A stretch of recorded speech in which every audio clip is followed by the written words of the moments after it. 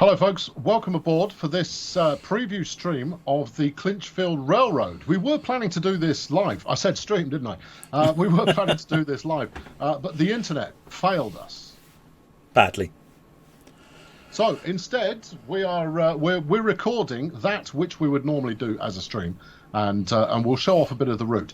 We will aim to do a proper preview stream at some point, but we promised one this weekend, so we are going to deliver one this weekend. So I've got a few questions coming in here and there. Matt, do you want to introduce exactly what we've got? Yeah, absolutely, Sam. We are looking at the Clinchfield Railroad, classic railroading in the heart of Virginia's coal fields, as it says there on the description. So let's just have a quick look at what we've got in the way of content in the pack, and then we can dig into actually getting in the world and taking a look at it. So you get the route introduction as the usual pictorial look over some of the features of the route. You get the F7 introduction, which is a classic, iconic locomotive in railroad history in America, and then the SD40, which is an earlier version of the one that you're familiar with from Sandpatch grade. So this takes you through some of the features of the SD40. Then under scenarios, there are 6 scenarios. Normally there'd be 5 in a route. There are 6 in this one because one of the scenarios was Fremont ascent, and it didn't feel right to do that without also doing Fremont descent. So that makes sense. We did all of those. So some of these scenarios are quite long. You don't go anywhere in a hurry on the Clinchfield Railroad. Maximum line speed is in the order of 30 mile an hour. Unless you don't pay attention to what your brakes are doing, in which case you might find yourself going a bit faster than that. I would strongly advise against it. So you've got a variety of different scenarios that will take you along the branches. The scenarios tend to focus mostly on the branches because they're the really unique and interesting bit, particularly if you've used Clinchfield on Train Simulator Classic. Limited power, as one example, has you doing some really challenging switching at Blue Diamond Mine on the end of the Nora branch, where you're at some of the steepest grades in the route, and the whole yard is on a 2.5% gradient. So you're doing the switching and having to make sure you hill start all the time. So that's why this one is marked as hard. Really fun scenario, but it's quite time consuming. And then some slightly shorter ones. So that's the scenarios you have to play with. Timetables. So in the timetable, you have the F7 and the SD40. Those are the only 2 liveries. So you've got it in the grey and yellow for the F7 and the newer black livery on the SD40. So if we just look at the F7 as an example of the kinds of scenarios, you'll find things like these CRR southbound coal ones, for example. These are full line runs that run one way or the other, in this case southbound. CRR 93 northbound manifest is going to have the box car and the refrigerator car on the back, and again that one's heading northbound. These service numbers are taken from the real, I say timetable very, very loosely. They don't really have a timetable in the same way that you might be familiar with in sort of European operations. It's more these are the kinds of services and kind of what they do, and they do them once every other day or once a day or something like that. So we've sort of kept to these are the rough numbers. This is what those numbers do, and that's what they do in the game. So one of the most famous ones on this route, for example, is CRR number 97, which is the northbound Florida perishable, which is what they call a hotshot train. It's routed directly through from one end of the route to the other because it's got the fruit in the refrigerator cars. And right. back in these days, they're not refrigerator cars the way that we're used to them being. These are literally just... when are we set then? If you're saying back in these days, when are we set here? So early 80s. Early 80s. So right. we are stepped back in time. This is a historic railroad. The Clinchfield does still exist. It's operated by CSX, which is what Clinchfield ultimately became. But we're running it in its sort of heyday under Clinchfield. Clinchfield is a really, really well-known, famous name in US railroading circles, which is one of the reasons we wanted to just do it bring that to life. Not only that, F7. It's got to be done. But yeah, back in the 1980s, and we didn't have chiller cars, with refrigeration units on them. So it's literally an insulated box car with ice in it. Is all it is. So you can imagine they can't hang around in sidings waiting for things. So the Florida Perishable is what they call a hotshot train that just gets the line through. So the other thing in service mode is that there's all of these, like first Greenbrier turn in multiple parts. These are all hand authored essentially. So what that means is normally you would make an eastbound and a westbound passenger train and copy paste it to fill out the timetable and then tune it accordingly throughout the whole thing. But in that instance you could make 100, 200 services in relatively short space of time. That's not how this railroad operates. Everything is done on as needed basis and they do what's needed at the time. So are you saying that basically each of these different services that you've got here is entirely different as far as an experience goes compared to the others? Yes, or they sequence on from each other. So first Greenbrier turn, for example, has 7 or 8 parts. 8 parts, look. So that whole thing takes about 8 hours. If you start at first Greenbrier part 1 and you just play all the way through and it will let you just chain one to the other, then it will take about 8 hours to do the whole thing. Or you could just jump in and just do a bit, or if you only do the first 2 parts, come back and start part 3 later on. But each of those parts is different and there's nothing else like those parts. So there's one for the Greenbrier, there's one for the Moss, which is down the Fremont branch, and then using the SD40, there's then some other ones like the Mcclure Shifter, which is from Elkhorn down to Mcclure and back, and you also have the Nora turn, which is a really fascinating one where you reverse back down into the Nora branch and then do some funky switching and end up in the middle of the train shunting up and down the line. So this it's much more pick up and drop off, set out and collect type gameplay rather than traditional I'm just in one place going nowhere switching wagons. So it feels like you're moving somewhere, which is different, but you're also not necessarily just staring at the screen all the time. However, if what you want to do is just drive from one end of the route to the other, there are a good selection of services that let you do that during the day as well. So that's the services. The easiest way to sort of think about in terms of what these services mean is think about it more like 48 scenarios rather than the services that you might have been used to in other packs. That's just how different they all are. So there's a lot more going on in there. Okay, could we have a quick look at service? The journey before we crack in. Yeah, absolutely. Asking to see the journey. Let's just have a look at the journey. So if we go into Clinchfield Railroad, so you've got the chapter 1, which is going to be your tutorials, intros, and the scenarios. Nice. Chapter 2 is a set of runs up and down the main line, getting you used to driving up and down the main. Then the Mcclure turn, all parts. So effectively, you do this journey, you do all parts of the Mcclure turn, which is the shortest one of the lot, still about 3 hours. Greenbrier turn is the next one. Nora turn is the next one. Moss turn is the next one. So all the key parts of the experience are all captured in the journey throughout all of these things. And some, like I said, the Greenbrier turn I know is about 8 hours. I think Nora's about 6 or 7 hours. Moss turn is probably in the order of 6 or 7 hours as well. So nice. There's a lot going on, and these are. The way that these various turns and so forth have been authored is from accounts from engineers and so forth in various magazine articles where they've explained, well, we would go up to here and back down to here and this is what we do. And we tried to capture that, distill that into what you actually do in the game as well. So it should be really quite an authentic experience as well. Okay, let's go ahead and get into... we're going to do a northbound empties first with the F7. And we'll run that for a little while, which was 3005. We were going to do it a bit later on in the day. There it is. So let's go ahead and run that one. Okay, I've got a good number of questions coming through. So expect to be pointing and poking, which is just how people like it. Do you want to turn the cameras off so people can see exactly what you're up to? Yes, I will do that now. So if you want to nice and slowly walk us through the cab. Right. So this is the F7s Cab. Cab light is up here, or on the L key if you're on keyboard as usual. Down here, the first thing you're going to want is to access this bank of switches here. At the top, you have your headlight control. You've either got headlights bright or headlights dim. You just toggle between the two. So we're going to have it on headlights bright.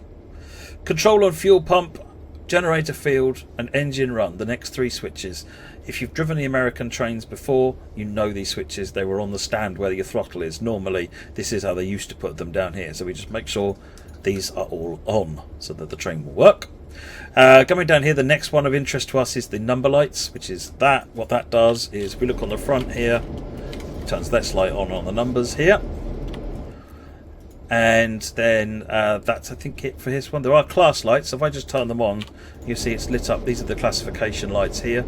Okay. And these are, I don't think these are even used in Clinchfield time, certainly in the 1980s. But essentially what they would do is tell the dispatcher who was in the signal box when you go by that you're a second part of a train in front, for example. So if we weren't expecting you, then actually consider you part of the previous train.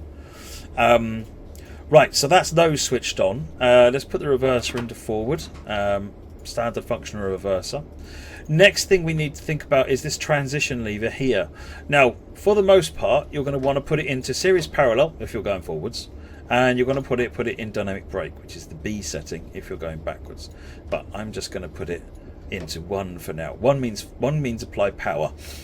Now this train has automatic transitions, the same as all modern locos do, but it has the ability to turn that off, unlike modern locos. If you want to make life more difficult and challenging, you can switch it into manual transition. And so what does that mean in a practical sense? what that means is that it's like you treat it like gears, essentially. So when this locomotive gets to in the order of 23 miles an hour or something like that, it will cut the power, rewire the electronics essentially, and then repower it up again between series and parallel connections. And that's done automatically, the same as automatic ones. Modern locos are done. But if you put it in manual mode, then you'll need to do that transition yourself with this lever. Yes, so that's how that works. But if you're not worried, if you don't want the extra complexity right now, then just leave it in one and leave it in automatic. Sounds like a giggle. That sounds like fun to me. Right, looking at the front over here, we've got our ammeter here, we've got brake gauges here, which do all sorts of usual stuff, fairly standard brake gauges for an American train, to be honest, with brake cylinder, brake pipe, the main res and so forth. So, and these are all represented down on the HUD as normal, so there's nothing new there. You've got, looking down a bit, we've got this rotator valve. So what the rotator valve does, and it has, a lot of American trains use the words freight and passenger, and it even happens in UK trains as well. As Class 66 has this brake mode for freight and passenger mode, but 66 is not meant to haul passenger trains, so why has it got a button for freight? This is a freight loco. So what this means is it controls how fast the locomotive applies its brakes. It's confusing to explain. It's essentially, if you imagine you've got this big long train, and I apply the brakes on the train, so everything starts by applying its brakes. So the air starts reducing in the locomotive, and then that wave of pressure goes all the way back towards the train, gradually applying the brakes further and further back on the train. My locomotive is going to apply its brakes almost instantly. And somehow try and do something productive against the thousands of tons behind it. Against the inertia you've got. Probably all it's actually going to do is lock the wheels up, let's be honest. Or just do nothing particularly useful at all and maybe get flats or something like that. So the same for all of these. So what you really want is not to apply the brakes on these whatsoever. You want the wagons to apply their brakes and then the locos to come on later. They would be the last to apply their brakes. So in freight mode, these come on later. In passenger mode, they come on quicker. That's bluntly the difference. Is it's actually implemented in valve sizes and so forth. There's no fancy electronics on this train, but the valves are set such that the F7 will apply when you apply the train brake, the F7's brake will come on quicker in passenger mode. So for a short train, or if you're running light and you've got no wagons, then that makes sense. Otherwise, leave it in the freight setting. The other setting, therefore, lap. Again, for those that know what lapped brakes are, this immediately causes confusion, because does that make the brakes work like a lapped brake? Well, no, they always work like a lapped brake. Turns out what this lapped setting means is turn off the stand, essentially. It's one of the settings you need to make this brake, this train slave to other trains. So, for example, I've got 3 units here. So in order for this train to work correctly, my train should be in freight, and these would be in freight lap because they are responding to my requests for trains. So that puts them into a slave mode, essentially. So if I want to get going, I'm going to need to pop that into freight. Now I'm in charge of the brakes on the train. There's down here, you've got this brake cutout, which literally just is the valve which shuts off this stand. So if you want to change ends, you pop this in freight lap and you cut out the brake stands, and now it doesn't matter what we do with this lever, it'll have no impact on the train whatsoever. This is your locomotive brake, this is your train brake, so they do the same as you would normally expect them to do. So what I'm going to do is release the brakes in both cases and get some power applying. We can see the ammeter starting to build up on the HUD, and then there's a little tiny needle down here you can see just building up on there. Have you got the gauge lights on there? Pop the gauge lights on. No, I didn't.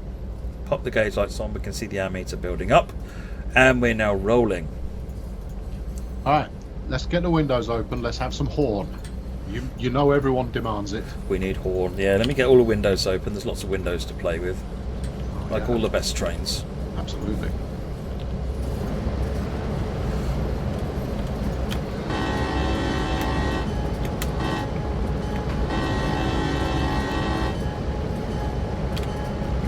Get some horn on the inside.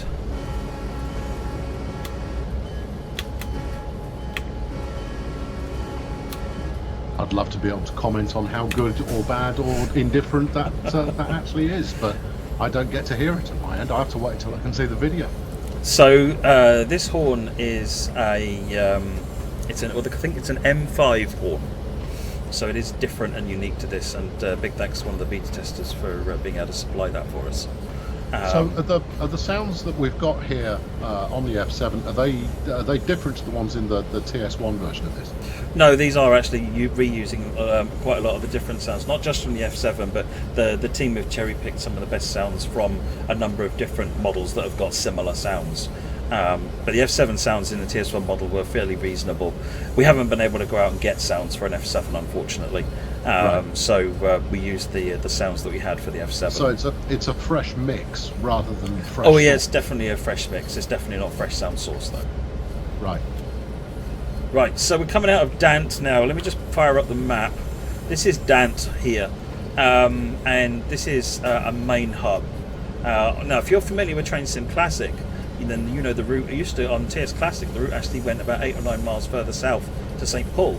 However, it doesn't actually offer you any extra. It's just another place to stop, rather than it actually being anything else down in St Paul. St Paul's a junction. So what we decided was, when we're looking at what do we want to do for Train Sim World, we wanted to add these branches in. So Greenbrier was already included, the Hazy line over here. The Nora branch down here and the Fremont branch, however, are the two big ones that have been added. So the Nora branch is about 6.5 miles, and the Fremont branch is around nearly 14 miles long. And they feature some of the steepest gradients on the route. So the Nora branch at one point is over 3.5%, which is absolutely epic for trains. And they have to manage the trains carefully along the way to make sure they can get up those hills. Have we tested that under snow? Because I can imagine that traction is going to be pretty challenging. Yes, it is, but they run the trains small and extra power to avoid problems on those sections, so there shouldn't be any problem. Literally, you've got like 5-10 cars sometimes going up the gradient, with 4 locomotives in some cases. So it's a fun place to be. Up and down the main line. You've got this thing is about 37 miles from end to end, north-south. The Greenbrier line is then another 5.5 miles there, and then it's just a little 1 or 2 miles down for the Mcclure line down here, which is one of the more modern spurs that were added on. So this isn't exactly the same map as we used in Train Sim Classic? No, definitely not. No. So the line was pulled in back to Dant. Dant is where all of the freight on these branch lines. So essentially the flow of traffic on this route is main line northbound, what they call bridge traffic, would run north and south. So that's the box cars and the reefer cars going up and down the main line, as well as coal. Believe it or not, coal doesn't just go in one direction, it goes in both directions. Loaded trains can be seen northbound as well as southbound. There are reasons for that. There's only a couple of trains a day northbound. Most of the loaded coal is going south. But You've then got the local turns, which are the ones that start at Dant and go out to the Greenbrier, and they exchange empty wagons for loaded wagons, and then bring all the loaded wagons back down to Dant. And the same happens in various places. With the extra wrinkle that at Moss here, you've actually got a not only have you got the mine here, but you've also got a loader, as an unloader, as well. Because what Moss does is it processes coal, it grades it, cleans it, and then puts it back in, so that it's then ready for shipping elsewhere. So you find coal from a number of places, like say for example on the Greenbrier turn, you'll go and collect coal from all the mines on the Greenbrier, and when you come back down, you'll deliver some of those cars off at what they call at this place called Caney Sidings, which is here. And then later on, when you do the Moss turn, you go and pick those wagons up. But here they are here. These are the wagons that have been left off by the Greenbrier turn earlier in the day. The Moss turn will come and pick those, add it to its train, and then run them up to Moss for processing. Right. Is there any extra gameplay associated with that? How do you mean? Interacting with the unloading yard, for example. Some of the scenarios make use of loading and unloading. There's one service which does loading and unloading here at the Atomic Mine in Berta. There is use, and all these mines can be used. Service mode doesn't make a lot of use of them at the moment, but they are used in scenarios. I see. So it's used in scenarios, but not in service mode. I get you. Other than that one scenario, that one service that does it on the Berta.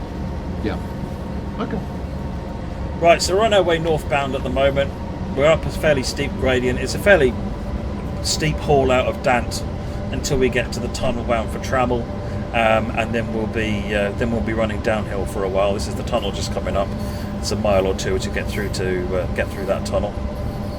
One of the nice things is that you're able now to actually set the camera and watch trains going into and out of tunnels without it snapping you into. Oh, that's nice. So, given that you can now use your cameras within tunnel settings, does that also mean that for those strange people out there who feel the compulsion to walk through a tunnel on foot, they're now able to do so? Yes. Yeah, the tunnels aren't blocked, so you can walk through the tunnel. The tunnel has got plenty of room to avoid it. It's only a single track, so if you see a train coming, you've got plenty of room to walk away from that, so I can follow the train into the tunnel if I want to as well. Do you think it's necessary to say don't walk down train tunnels in the real world? It's a really terrible idea. Please don't. Just don't. But that's one of the beauties of a virtual train simulation experience, is you can do things that you really shouldn't in the real world. Right, so looking at our speed, we're just about holding steady. We're a little bit faster than the speed limit. We're actually, if you look at the gradient meter, we're now heading downhill, and you'll find that more and more we're now speeding up. So what we need to do is, I've cut the power, amps are at 0, switch the transition into dynamic brakes, and then we wait for the ammeter to record that it's now switched the polarity of everything, and we're now negative. Right, the ammeter is now live, and now you just use the throttle again.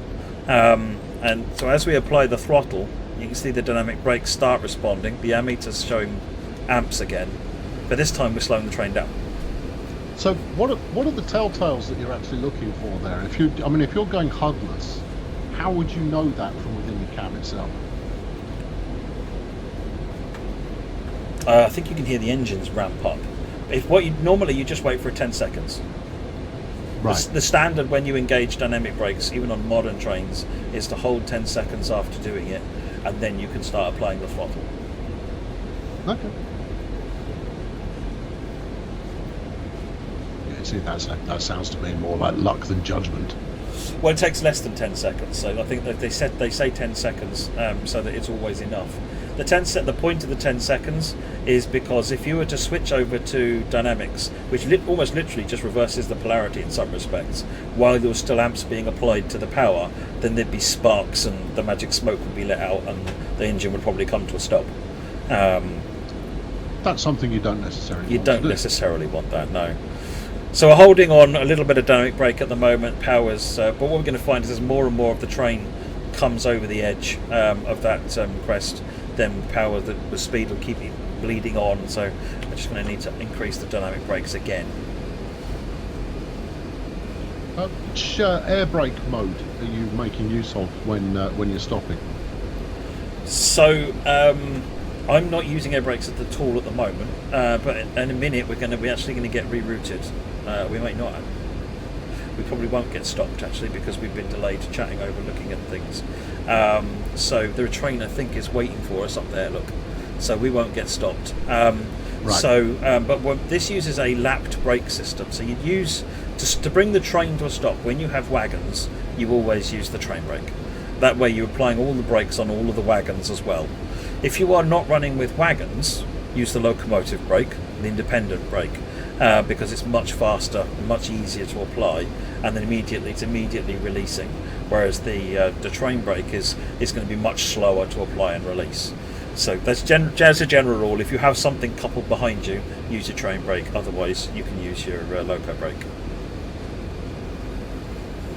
Now, had we not stayed where we were and at the beginning carried on, what would have happened was we would have been held up waiting for this train to come in, as it happens, because we hung around. He got held up waiting for us, but that's fine. So how long are these siding sections? I think they're long enough for 100-car trains. The trains we use are only in the order of 40 or 50, but the sidings are actually long enough for considerably longer than that. They're modelled according to the real railway, not necessarily the trains that we run there. So it's in reality, it wasn't uncommon to see 100-plus wagon trains on this route. And what's holding us back from going further with the number of wagons that we use? It's mostly a performance problem because of all the simulgraph that's being simulated on all the wagons as well as on the locomotives. The braking simulations that are happening take CPU power, and so it's about making sure that you've got enough power for that. As you add another 10 wagons, so the amount of CPU, so your frame rate drops essentially, unless you've got enough CPU to cope with it. So, and we found that 40 to 50 is comfortable for most people on most systems. You start needing escalatingly more beefy systems as you go beyond that. Technically, the game can cope with whatever you throw at it. I've seen people with very, very beefy machines in the community assemble 300-car trains, and it's fine. It's just not running at a great frame rate. So, for those wondering about the signal there, it was the ground-based green was the one that gave us the go-ahead. That red signal actually applied to the other siding. Yes, that's. I was paying attention when you said that earlier. Yeah, the Clinchfield signals take a bit of getting used to, but keep an eye out on all of the signals. And when you're if you were coming on the left-hand track, you wouldn't have necessarily you'd realise there was a signal there that applied to you. So yes, keep an eye out on that. Right, so our gradient down has increased to 1%, so a little bit more dynamic brake as we carry on up the line. Let's just get some external views. Now, on that train that we passed a moment ago, I noticed a caboose at the end of it.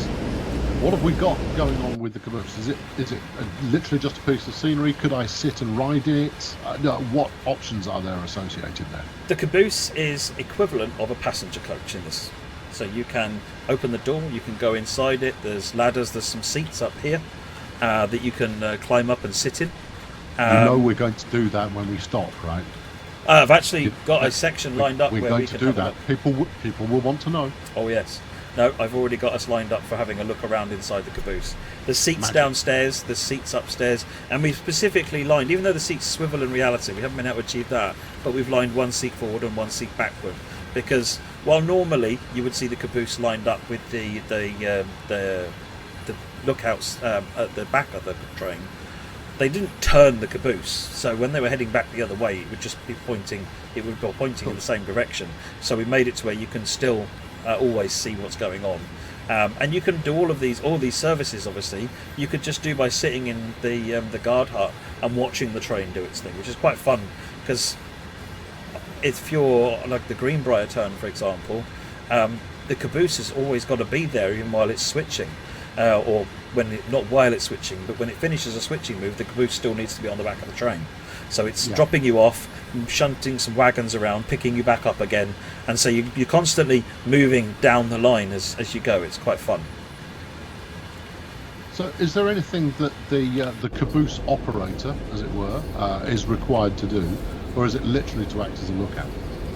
In reality, the brakeman that is in the caboose is keeping an eye on the train, and is there to provide braking assistance from the rear if it's necessary.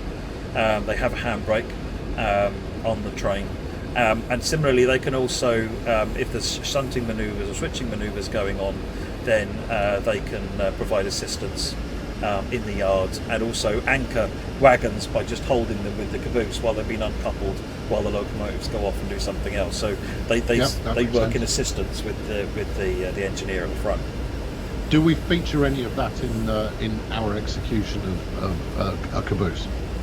The handbrake is there. So again, if you are acting as just a watcher, essentially, you're a passenger, then you can, when you see the loco has uncoupled and has gone off to do things, pop out, apply your handbrake, wait for the loco to come back, release your handbrake, and so on. So you can do that, but your control is limited to the handbrake.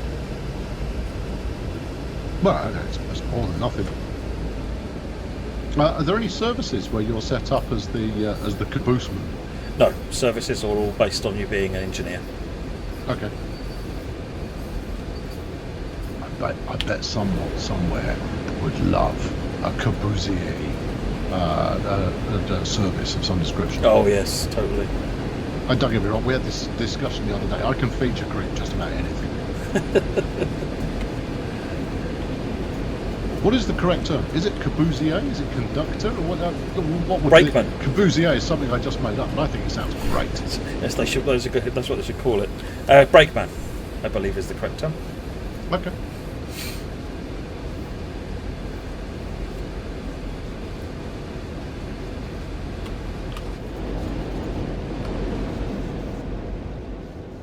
Should probably point out that we're running on PC for this, and this is a development build, so this is not shipping build, but it's 99% of the way there, I think, at this point. Yeah, so a lot of people at the start of the stream, before we abandoned ship on it, asked whether there was a release date yet, and we don't have one just yet. The route is still going through testing at the moment, and a few last-minute tweaks are being made. So it's not quite ready for prime time just yet, but as you can see, it's not far off. So that's the stage that it's at right now. As soon as we've got a date, we'll announce it. One thing I can't help but notice actually is the density of scenery that we've got going on here.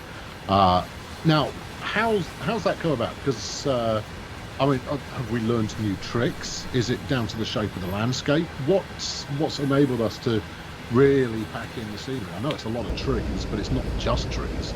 Oh, I thought you were queuing me up to talk about trees. No, you've done we've done tree conversations often enough. That's where you've got a reputation for being fixated came from.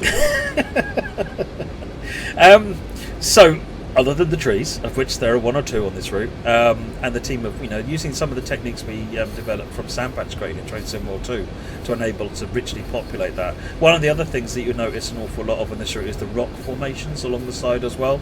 So there's these little rock outcrops all over the place. So the team have gone to great lengths to try and put interesting rock formations everywhere. You'll also find that you're following rivers and things at various points, and we are at the moment. There's little rivers and culverts and things all the way along the line that you can see, and then the team have added extra bits of interesting just variety to the scenery as you go around as well. But it's pretty much rocks and trees, this route, basically, and a lot of tunnels, something like 26, 27 tunnels, something like that, which again keeps the route interesting. As you can see from the track plan, it's never straight. Yeah, it just is never straight, and it's got some steep grades. It changes grades all the time. This is not a route where you drive with your eyes closed and have a nap. You've got to keep an eye on what's going on, which makes it so much more fun. Even though you're only going slow, there's tons to look at out the side of the out the window. But you're also having to keep an eye on what's going on with the train and just keep managing your dynamic brakes. In my experience I've had so far, generally dynamic brakes are going to be mostly enough to look after the train as long as you keep control of the train, but the air brakes are there to support you if you find that your dynamics aren't holding the train. Okay. Right, how far have we got? Let's get to Nora Junction, then we'll run a train southbound. I say it's only 37 miles on the northbound run, but 25-30 mile an hour limit means that and varying gradients and so forth. You're managing it the whole time, and you are. It's a busy 37 miles. Yeah. So we've only gone in the time we've gone from sort of here up to about here somewhere. So it's we've not gone a long way because there's a long way still to go. But it just means that there's that much more to look at and enjoy as you're driving. And of course, given that we're in a valley here and it's actually relatively deep, does that mean that have we been assisted in putting the scenery together here by the fact that you actually can't see that far out into the distance? I mean, that always helps, without a doubt. It's really nice to actually have that kind of thing. On the downside, it means that you've got to populate the trees in the distant scenery, otherwise it just doesn't work. But on the upside, you're not having to populate, like on the LGV. In some parts of the LGV, you can see for miles and miles and miles because you're on top of a huge viaduct. That's a huge challenge to not break the illusion. Whereas here, there's no illusion to break. There's a big hill, and as long as the valley is sceneried correctly, then all is good. So that certainly helps. Okay. How long has this route taken to make? Because obviously we've made a good chunk of it previously in Train Sim Classic, but how long has the route team been working on this one? So the route's taken similar. I mean, it's a long route. If you take into account all the branch lines and so forth, you're looking at 60, 70 miles in total. So it's one of the longest routes in the game now, in taking into account all the branches. So it's taken an appropriate amount of time. I can't remember exactly what the time is, several months. But I mean, in terms of benefiting from what we did previously, we didn't use the track. We haven't there's some scenery like the Elkhorn Church at the beginning. So they reviewed all the scenery and then uplifted it. So there was there's something like 30 mines on this route, just an enormous number of coal mines, so a bunch of those had been done in the Train Simulator version. So those were brought into this, but then I think they were almost entirely retextured because the textures hadn't come across very well. So they were almost entirely retextured. And then there was, I think, half a dozen mines which were completely built from scratch as high detailed models. So that covers things like Blue Diamond, Moss, I think. I can't remember which other ones there were. Pitco might be one of them. So there was half a dozen mines which were completely custom built because they were big, complicated mines. You can't get away with anything a little bit generic for those because they're quite distinct looks to them. So those were added. Obviously, things like presumably because you're not building out a lot of kind of town or urban detail here. Then the saving that you've got there allows you to do richer kind of industrial coverage. Yes, it does. I mean, setting up 30 mines was no mean feat. That was essentially what the art team described. It was the equivalent to setting up 30 stations, really, in terms of the detail and so forth going on at each one, because they're all different, and especially the big ones. And then there's just a lot of effort taken to just getting, there's a huge amount of foliage that you can see here, and it's making sure that you get the denseness of foliage, but you don't have the problems of performance and so forth, making sure that everyone can enjoy it with the dense foliage. This is Nora Junction, so what we'll do is we'll roll up to Allen, which is just around the corner here, and then we'll switch to a southbound service and we'll have a look at the SD40. Smashing. They also developed new car traffic as well, because this is a 1980s route. Our modern day cars weren't cutting it, so we've got some older generation vehicles that are appropriate for the route, and you'll see those on some of the roads as well. And are they in motion at any point? Do they? Yeah, you'll see the road with crossings and so forth. Yeah. No, they don't cross the tracks. We haven't got the attack to cross tracks yet, but you'll see them on the roads going up and down the sides. So we haven't got moving cars.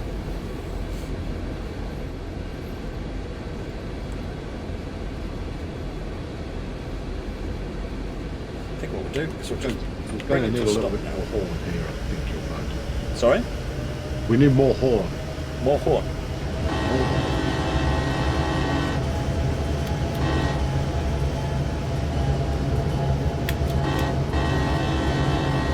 Now, when we do go about recording horns, particularly for American locos, because I know that it's very possible to get hold of an old locomotive horn, for example. Do we record them in situ, or do we try and find one that's been extracted so you can get a kind of a pure recording there? Is there a tried and tested? How do you nail a horn recording when that's what we're chasing after? Horns are really difficult because they're so loud. To get a good recording, you kind of need to be a bit of a distance away from it, so that or have really expensive recording equipment that can record that kind of volume without it clipping out or doing anything unpleasant. Right. But there's a number of techniques that the team are looking into going forwards with. American train horns in particular are built up of a series of bells, what they call bells. So these things at the top, there are 5 what they call bells, and these are individual tones or individual bells. Essentially, they make their own sound, and the combination is what gives you the sound that you hear. So one of the things the team are exploring is individually recording the bells to then be able to combine them to get, whether it's a K5LA or an M5, or there's a cluster of about 20-25 bells that will give you every type of horn that exists on every train just about. So we're trying to explore with different options for doing that. But certainly at the moment, the technique that's always been used is to record it straight from the train in situ. Right.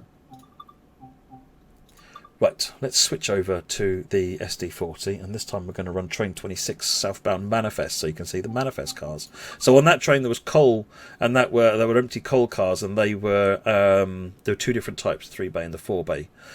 So on this train we'll have the SD40.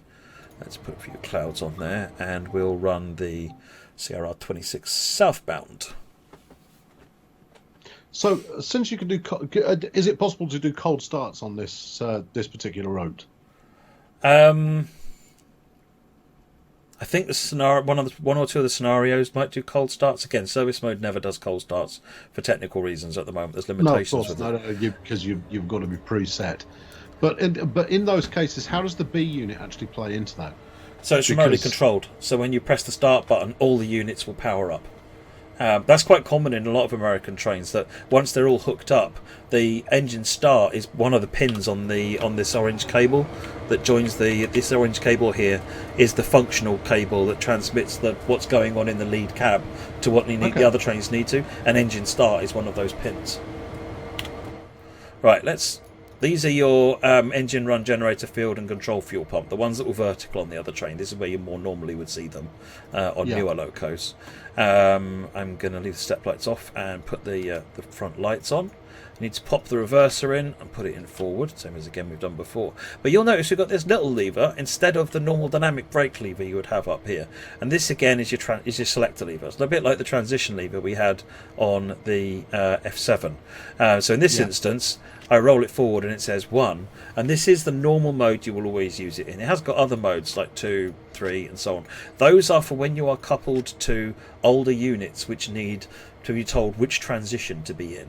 So even older than the F7 we were on, this would allow you to manually control the transitions on old trains. That doesn't apply here. You'll only ever need it set on 1, because all the trains at this point in the Clinchfield were automatic transition. If you want dynamic brakes, again, you just flick that back. We'll need them in a bit. You just flick that back a couple of times until it says B. It's very similar to how the F7 worked in that respect. And then you use the throttle lever to control the dynamic brakes. Gauge lights up here.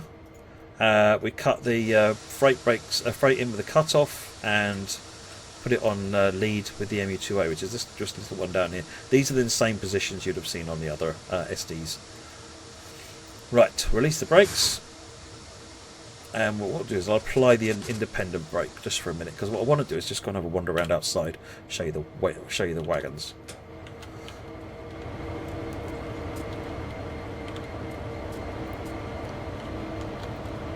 Right, so we've got two types of freight cars from the manifest trains. This is a boxcar.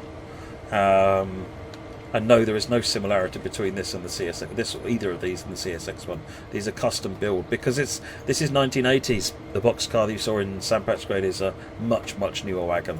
So all of the freight on this pack is brand new.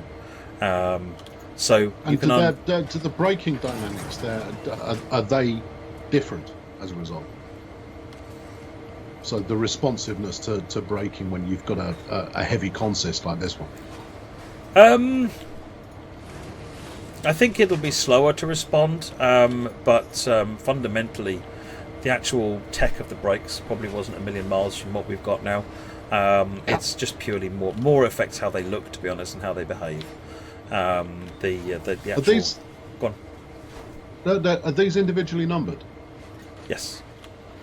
You know where we should put the donkey? Yeah, we should put the donkey inside one of these boxcars. Have everybody hunt. That's a really good idea. We need to and do everyone has to hunt it down. Think about how, because look, if you're a player who does care about finding mysterious things that are hidden in places, then this kind of treasure hunt would be absolutely perfect. Yes. Either that, or we could have an in-game caricature of your fine self. There you go. That'd be fun. Just sat there, looking cheerful.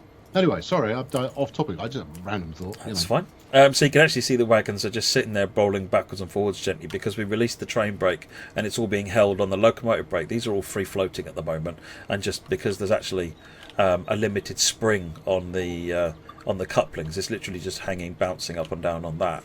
But before we go back, this barcode is a unique thing to Clinchfield. This was used for a semi-automatic identification, and that's present. And then if you unlock the door, you can then open the door to the reefer car as well. There's not much to see inside, but we know people like to be able to do that. Neat nonetheless. It's quite neat as well because if you actually look at what happens at the door, it actually bolts itself and goes in. No, that's cool. It's quite a neat animation. Leave one open, just so that we'll know that that's the one we visited. And also, I want to see if you slam the brakes on, does it slam the boxcar shut? It doesn't. Right, let's get back to... This is just how my mind works. That's fine. Right, let's go back. We've got Trip SD40, so we've got 9,000 horsepower at our command, which is a bit more than we had with that F7. The SD40, this classic SD40, was really interesting because it was the first of the trains that brought in a new type of engine. I think it was an EMD 645. There were 3 trains launched with this, the 35, the 40 and the 45. But this was by far the most successful of them and gave rise to the SD40-2, which is still used heavily today. So this is, as well as the F7. The F7 was really successful because it was, of all their various F-unit trains that EMD produced, the F7 specifically outsold every other F-unit combined. It was a very, very successful unit. Right. The SD40, again, was another very successful unit and gave rise to essentially modern traction.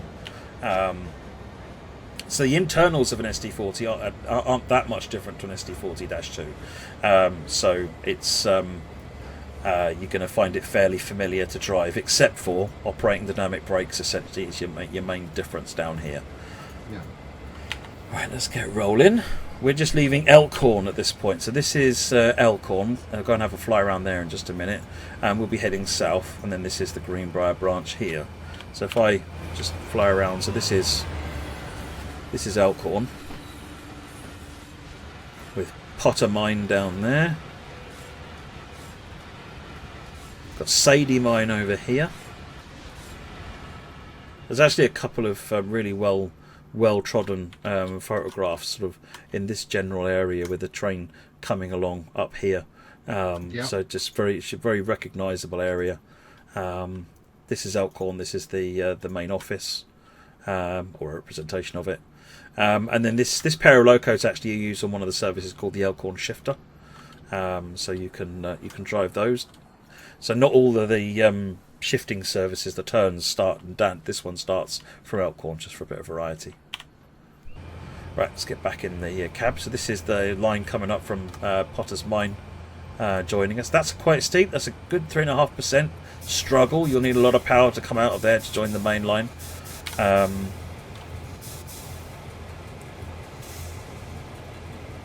So I think the Mcclure Shifter does. Do we get a dab of engine room access on these? No, there's no engine room access on these ones, no.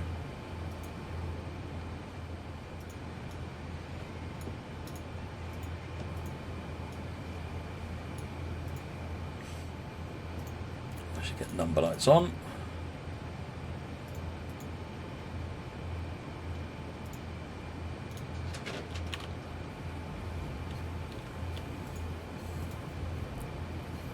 You might find in some cases the loco starts cold. When it starts cold and dark, the breaker will be open. So you must remember, if you find that you can't start the thing, check this breaker.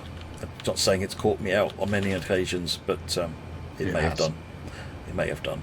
Sitting here contacting the rail vehicle setup team going, why is this train completely broken? Have you closed the fuse? What? What's the fuse? Where's that?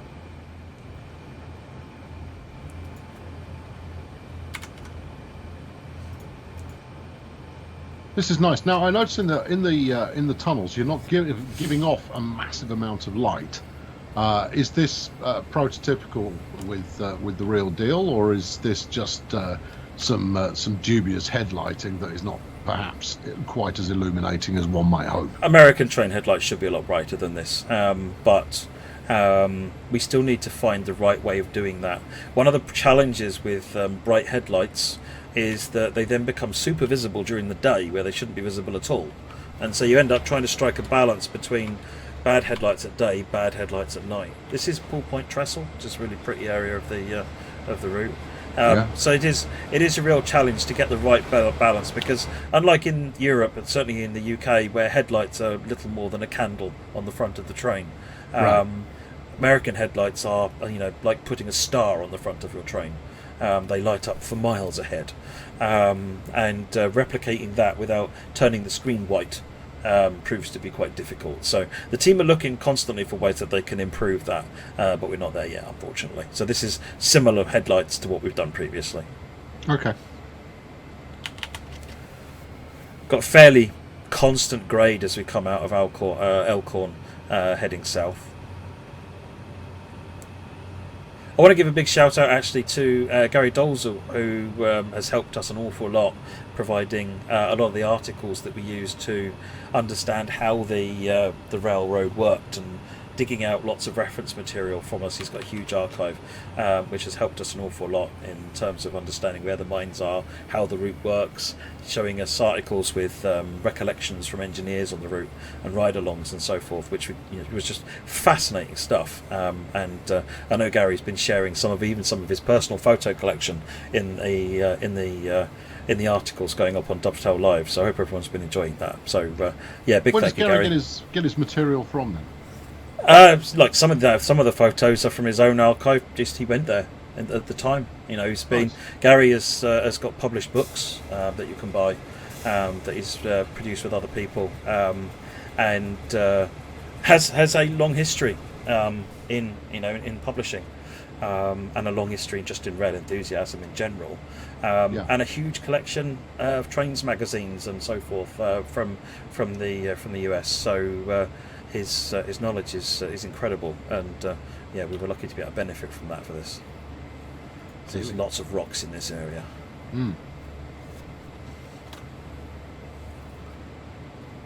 And if I were to go and look up a cab ride video and compare like for like, how far off are we? It's pretty close. One of the areas which hasn't been captured 100% is sometimes the tunnels look like the way that they've been implemented. Other times they are literally just like a borehole through the tunnel. There is no portal in the tunnel, but that's more difficult to represent. So the team have just unified all the tunnels to look the same. But in terms of the general scenery that you see and so on and so forth is actually very reminiscent. There's another guy in the US who's built a model railroad of the Clinchfield. It's obviously abbreviated, but it's huge. He's also got a couple of videos on YouTube which are cab rides and ride-alongs that he was able to do following, I can't remember, one of the turns. It might have been the Nora turn, and it was fascinating watching that and then playing the game and sort of seeing a lot of the similarities that are there, because obviously this is a historic route, so capturing how it was back in the day is a challenge. But it's fortunately it does exist still, so there are still some videos around of it. But because it's not a main corridor, you're not going to find lots of cab ride videos of this route. It's a little freight corridor that you have to go out of your way to go and see, essentially. It might only be a little corridor, but there's a heck of a lot of freight moves through it. Yes, I mean Clinchfield fulfilled 3 roles on the railway, on the railroad. Basically, it was an originator of enormous amounts of coal. So across all of these branches, then going down to Dant, it forwarded coal north and southbound in tremendous volume, and then it also supported bridge traffic. So these manifest trains running up and down the line. So there's a tremendous volume of traffic, over the course of any week running up and down this line, because they provided such a valuable interconnect.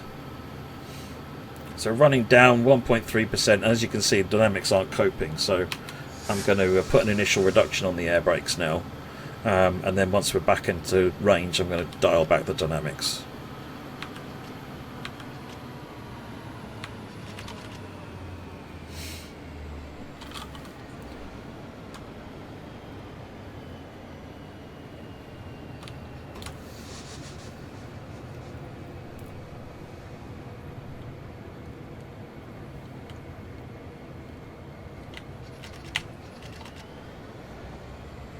Thought we were going downhill. We were going uphill, so I completely misread that situation. I just need to take the power off. Reminds me of a small conversation we had earlier about gradient indicator. Yes, gradient indicators. Fortunately, they're all the right way round on this, because the train's the right way round. But yes, that needs fixing.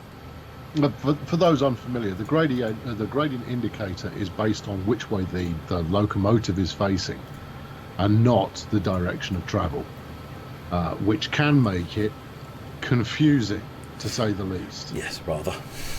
Particularly if you're using an EMU or a DMU, where it's not entirely clear at first glance whether you are effectively going backwards or forwards.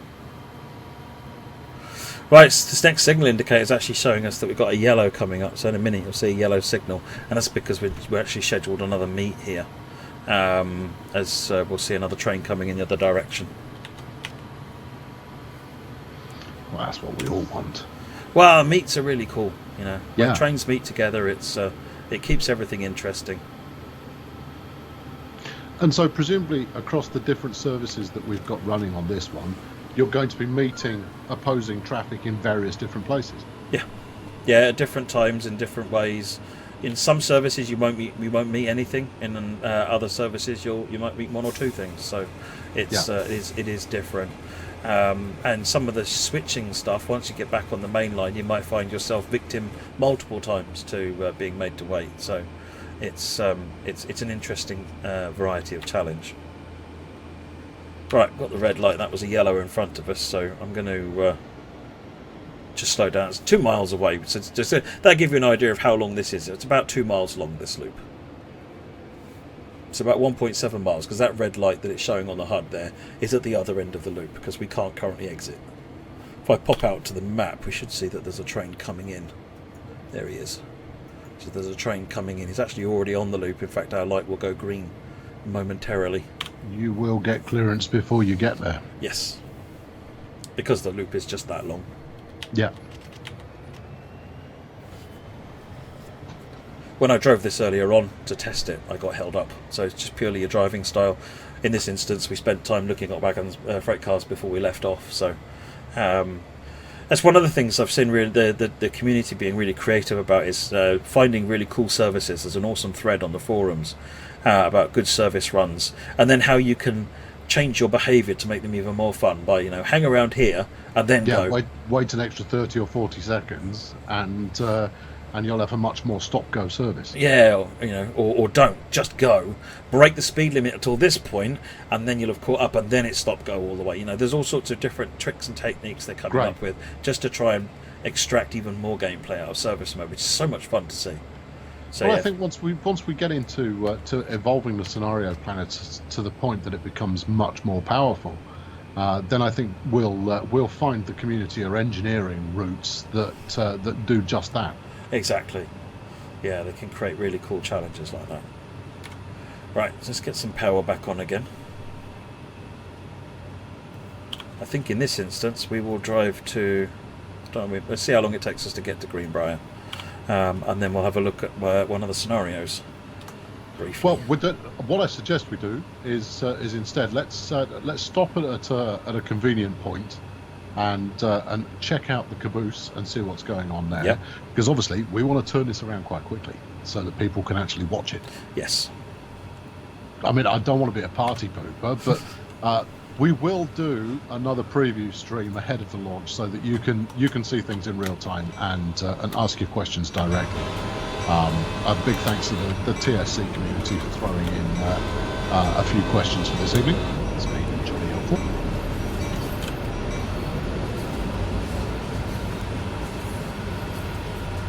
We actually got a new horn for the SD40. Too late to be able to use it in the build, so we're hoping to get that put in at some point as a post-release update. So at the moment it's using the original, the SD40-2 horn that we had previously, but we are hoping to get an RS3L horn put on at some point. You know that now you've said that, you've got to do it, right? Hoping. No, not hoping. I mean, you at least give it to Adam and get it added to his list, because it'll be relatively early in Adam's shopping list, I would imagine. But either way, you've said it, and now you've got to do it. Yep. Okay. We have the horn. I'm just saying. We have the horn. We've just got to get it in.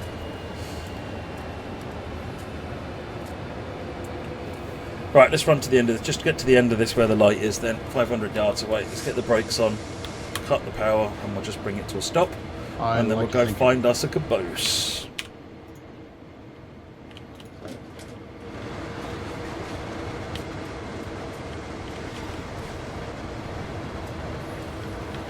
You're about to do something which, again, we should recommend people don't do. Yeah, I was going to see if I could stop. I often exhibit. I was going to see if I could jump off, and that way I wouldn't have to walk all the way back. But it looks like it's going to be a real party pooper, so... Sometimes it lets you jump off.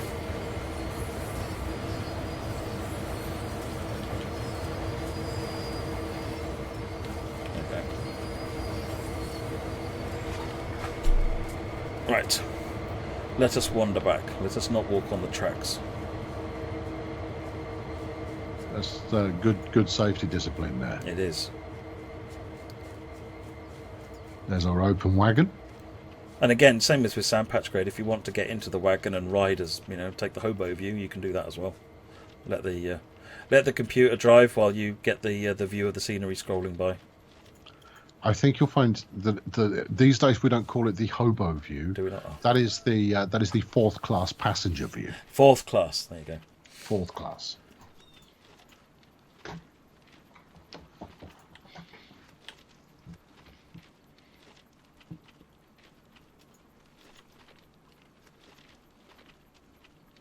Long train. I'm just admiring the scenery, to be honest. I mean, it's varied enough that over time and running a few services down here, you'll be able to pick out where you are just by the kind of the layout of the scenery. Yeah, absolutely. Recognise some of the rock formations and as you nice job there, scenic team. The environment team have absolutely knocked this out of the park. I think it's a really pretty route to run up and down. Yeah. Don't drive away, train. That would be unhelpful. At least not until you're on board. Yeah.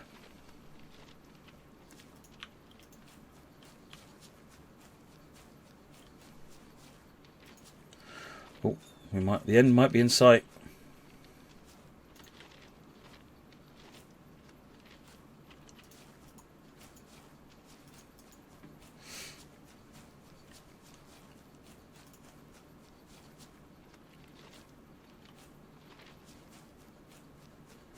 Right, let's get on.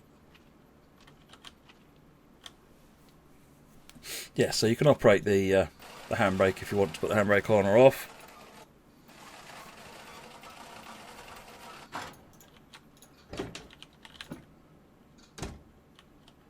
And obviously, this is fully modelled, so the handbrake here is physics modelled the same way as any other wagon. It's acting as a handbrake. Yeah, same as because all the wagons have got handbrakes. So yeah, they've got the stove there that they can use, or you can sit down on the chairs. Come out here, you can come outside again, or get your view of what's going on ahead, or go up on that one and see what's going on behind you. Nice. So you can see what's going on. There is the brake gauge down here, so you can see what's going on in the air system. But yes, no, you can't go in the toilet. They've padlocked it. Clearly for some kind of hygiene reason. Something like that, yeah. There is a ladder on the back here, so you can climb up the on the ladder, but you can't walk over it.